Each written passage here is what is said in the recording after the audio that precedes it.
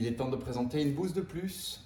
Aujourd'hui, c'est une 944 de 1983, donc train acier, c'est assez important pour la suite que je vais vous présenter. C'est un projet que j'ai depuis déjà 5 ans.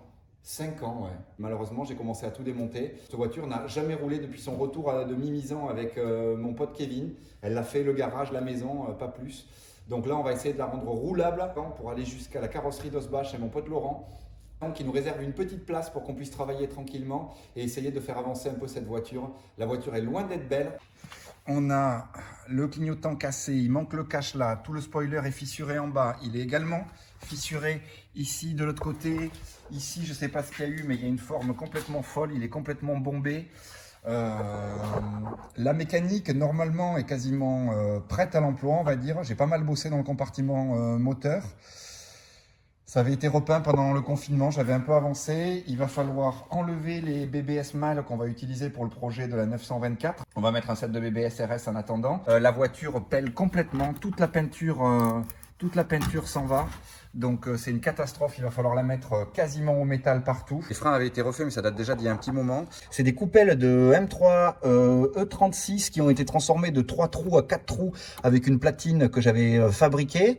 Ça, c'est donc des combinés filetés qui étaient de Golf 2, c'est des ressorts de Golf 3 VR6. Un beau micmac, mais qui fonctionne bien et qui est quasiment plug and play. Voilà, on peut se rendre un peu mieux compte de l'idiotie du rabaissement sur cette voiture. Des montages d'antennes successifs qui ont été faits ici, sur le toit, derrière. Donc voilà, il n'y a vraiment aucun regret à lui faire du mal.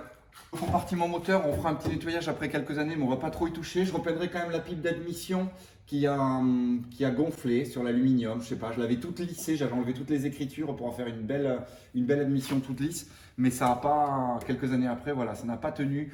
J'en profiterai pour repeindre le cache-culbuteur, sûrement assorti à la déco de la voiture. J'ai peint le plénum d'admission du moteur de 944S qui avait été préalablement tout lissé. Plus d'inscriptions, plus de petites papates. On va essayer de faire une déco qui correspond à quelque chose dans l'histoire de Porsche, pas de la 944, mais on va plutôt s'inspirer de ce qui se faisait sur les 935.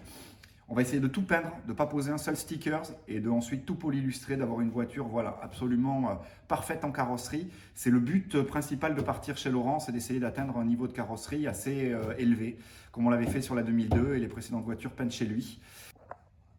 Donc on va en profiter pour essayer d'accéder à ce capteur de pression d'huile, pour savoir d'abord si je peux rouler, si je peux aller chez Laurent ou s'il faut commencer à faire des gros travaux directs, si effectivement c'est ma pompe à huile et ma pression d'huile qui n'est pas bonne. Donc on va attaquer par ça tout de suite. Je vais défaire les deux cosses, défaire le truc et puis on va le remplacer. On va quand même faire chauffer un tout petit peu le moteur avant de faire la vidange pour pouvoir accéder au capteur de pression d'huile. Ce qu'elle va démarrer avec la vieille essence.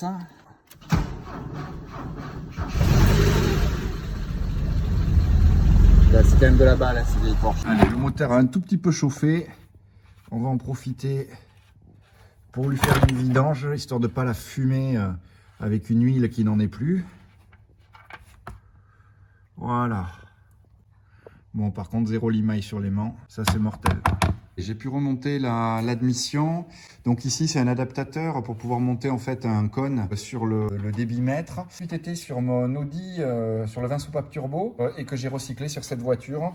J'avais fait du coup un moule d'un sigle Porsche pour pouvoir voilà, faire un petit goodies. Tout avait été repeint en blanc et pas loin de pouvoir faire les premiers tours de roue. Voilà, ça il faudra mettre des écrous plus courts ensuite, mais j'avais aussi fabriqué cette barre anti-rapprochement qui avait été donc ici chanfreinée dessous pour le passage de l'admission quand le moteur bouge. Voilà, monté sur deux uniboles. Il y a encore un peu de boulot de finition, mais voilà. Et puis au fond ici, je pense qu'on fera une plaque, soit avec des trous emboutis, soit moulurés, enfin un truc un peu plus racing que ce merdier. Les injecteurs avaient également été refaits, les joints avaient été changés, ils ont été passés aux ultrasons, le mètre-cylindre a été refait. Enfin voilà, les supports moteurs, tout ce qu'il faut pour repartir sur une base saine. Bon, mais voilà, je suis en train de remonter le capteur de pression. Putain, c'est gras derrière. J'aurais jamais dû mettre le flash. On va mettre un peu d'essence fraîche et on va pouvoir continuer à monter les BBS RS derrière. Voilà. Bon, j'ai de l'huile, j'ai de l'essence. Je viens de faire une attache vite fait pour la batterie, histoire de pouvoir rouler sans foutre le feu à la voiture.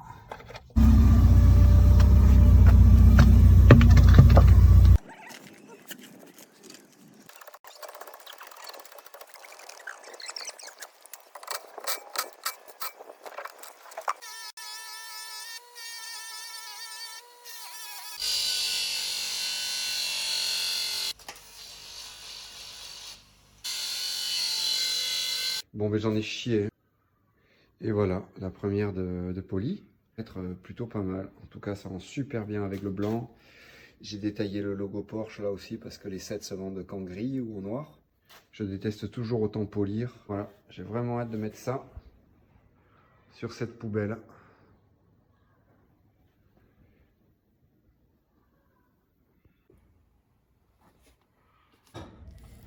Des Tech-Art Cup 2, 3 parties de 993 turbo.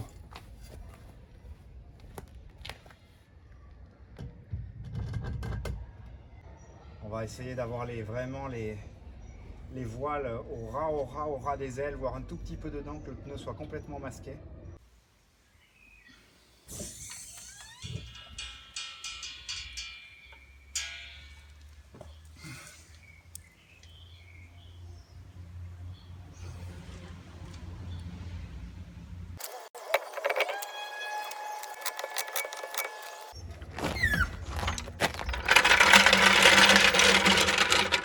Ça y est, on est en route pour aller chez Laurent après une panne de pompe à essence. Bon, j'ai pu me dépanner et puis j'ai la fumée d'échappement qui remonte par le levier de vitesse. Voilà, le témoin de niveau d'huile est allumé alors que j'ai le niveau. Bref, c'est une immense merguez. Regardez cette bagnole, elle est pourrie, putain. Allez, on croise les doigts et on fera le point arrivé chez Laurent. Bon, ben elle se met à chauffer, il va sûrement falloir s'arrêter, putain. À peine le démontage amorcé que les nouvelles ne sont pas super bonnes. De la rouille, des supports de pare-choc bricolés, il n'y en a qu'un sur deux. Toute la face avant a été montée de briques et de broc. L'aile arrière, effectivement, donc là on voit qu'il y a des traces d'accident. On sent qu'il y a de l'épaisseur de mastic. Voilà, la peinture s'écaille sur tout le tour. Bref, voilà, je déchante déjà un petit peu, mais je reste optimiste. La suite me calmera un peu. Tous les fils dans les portes sont coupés, des rétroviseurs, des moteurs de vitres, des cosses bleues dans tous les sens. Bref, ça sent un peu la merguez. Pour garder la motive, je continue le démontage. Ça se fait assez bien, assez vite. Et puis on attaque le vrai boulot, histoire de ne pas être là pour se tourner les pouces. Allez, on en profite pour prendre un peu de recul, réapprécier les lignes de cette auto que je n'avais pas vue depuis trop longtemps car bloquée dans un coin du garage. Et maintenant, il faut se sortir les doigts et envoyer du bousin.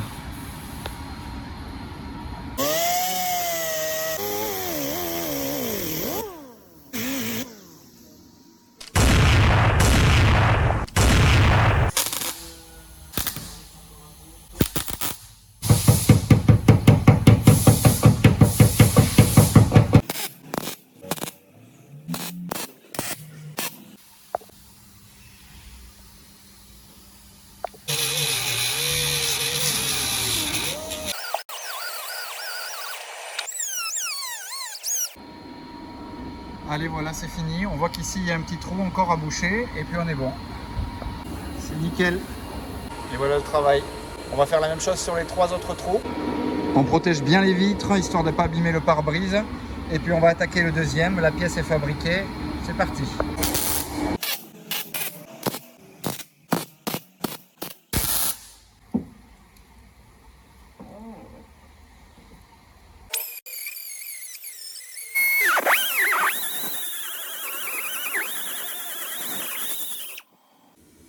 Allez, c'est fini la soudure pour aujourd'hui.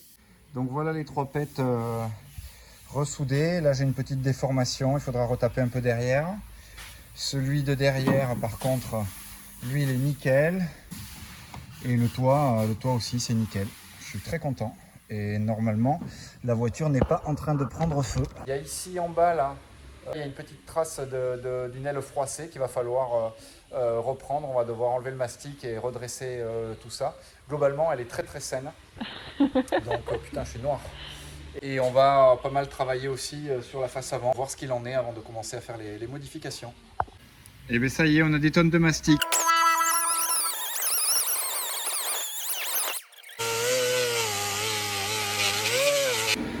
Bon, ben c'est une catastrophe. La tôle est complètement mâchée. Je sais pas si ça se voit. Oui, ça se voit. Voilà. Encore des gens qui ont fait du bon travail. Donc peinture qui ne tient pas, qui s'écaille. Et en plus, réparation de merde.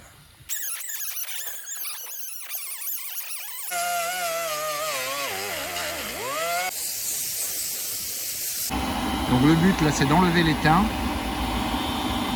Et on va devoir découper et refaire une tôle.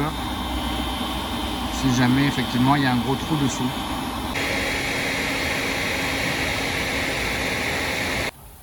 Des bons salopards. Bon, ben on coupe.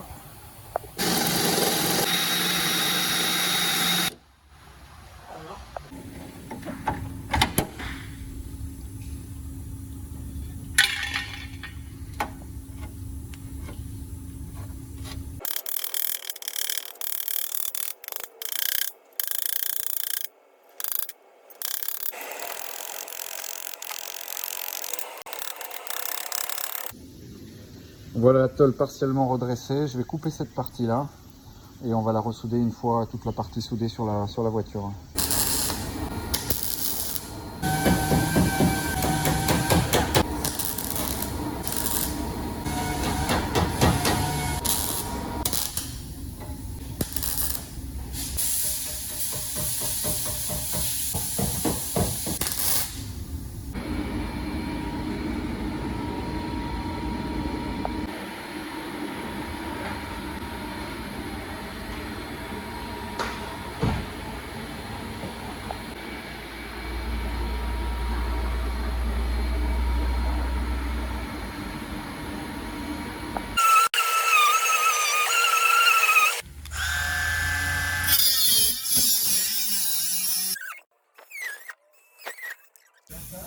Allez, une tôle de plus mise en forme. Il n'y a plus qu'à souder.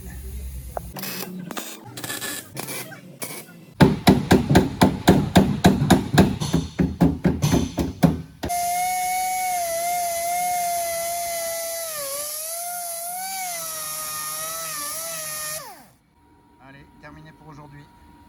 Vous êtes sûrement en train de vous demander, mais comment fait le chimiste pour avoir ce teint hâlé qui lui va si bien, qui le rajeunit de bon matin comme ça? Est-il parti aux Seychelles? Non, pas du tout.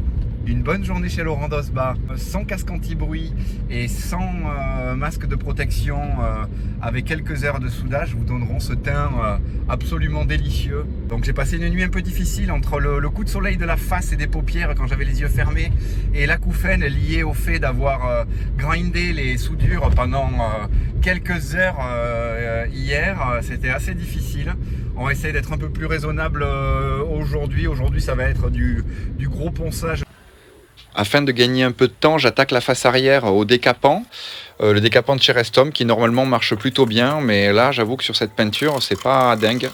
Va falloir gratter et poncer sûrement beaucoup plus à la main.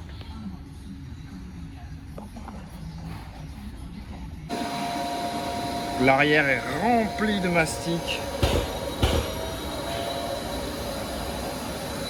Il y a au moins 1 cm. Tip tap top top top tip tap top top top top.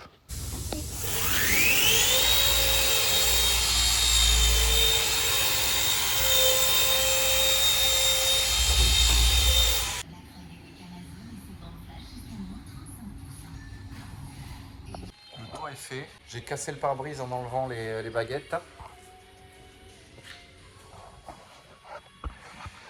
Ici, comme un blaireau.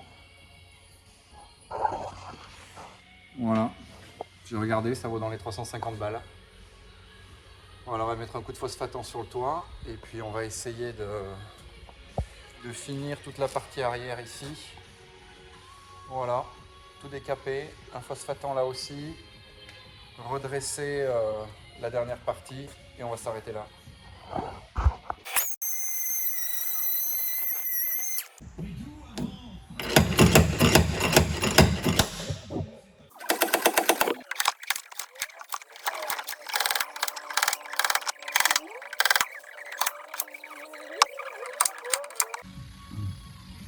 Bon, mais il faut de la patience, hein.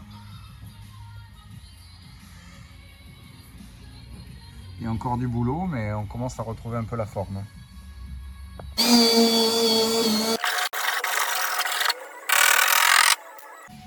Le savoir-faire de Laurent Dosbar.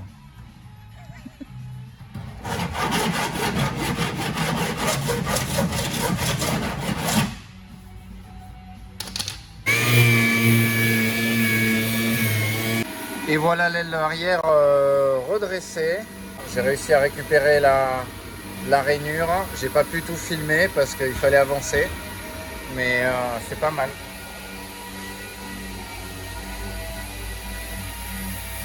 Voilà, on a vraiment un plat là maintenant ici sur tout ça. Allez, on va passer un peu de phosphatant jusqu'à la semaine prochaine qu'on reprenne le projet.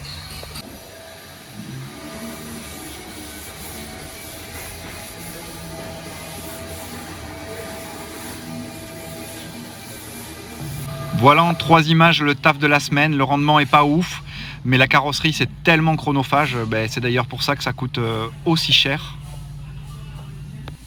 La voiture est finalement beaucoup plus abîmée que ce que je l'imaginais.